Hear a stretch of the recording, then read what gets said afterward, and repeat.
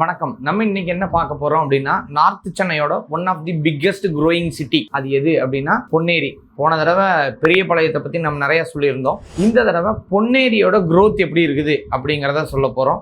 அடுத்த video don't miss it. தாம்பரம்ல வெயிட்டிங்ல இருக்கு. So location and connectivity பொன்னேரியை பொறுத்தவரையிலும் சென்னை சிட்டியிலிருந்து ஒரு 35 கிலோமீட்டர்ல இருக்கக்கூடியது பொன்னேரி. மிக முக்கியமா சென்னை கொல்கத்தா ஹைவே NH16 வந்து கனெக்ட் ஆயிருக்குது. அப்படிங்கிறப்ப உங்களுக்கு டிரான்ஸ்போர்டேஷன் ரொம்ப ரொம்ப ஈஸியா இருக்கும். ஹைவேவை பொறுத்தவரையிலும் ஏறுனா அப்படின்னா எல்லா கனெக்டட் சிட்டிஸ்க்கும் கனெக்ட் ஆகக்கூடிய இடத்துல தான் இந்த பொன்னேரி இருக்கு. பொன்னேரியை பொறுத்தவரையிலும் இன்னொரு ஆடட் அட்வான்டேஜ் என்ன அப்படின்னா, ஸோ உங்களுக்கு ரயில்வே ஸ்டேஷனும் பொன்னேரியில வந்து இருக்கு. ஸோ ரயில்ல நீங்க எங்க வேணாலும் கனெக்ட் ஆகிக்கலாம் அப்படிங்கிறது தெரியும். அதனால ஒரு ஆல்ரெடி ஒரு கனெக்டட் சிட்டி அப்படின்னே சொல்லலாம். கும்மிடிப்பூண்டியில சபர்பன் ரயில்வேவும் இருக்கிறதுனால உங்களுக்கு பொன்னேரியை பொறுத்தவரையில ரொம்ப ஈஸியாவே கனெக்ட் ஆகக்கூடிய ஒரு இடமா தான் இந்த பொன்னேரி இருக்கு.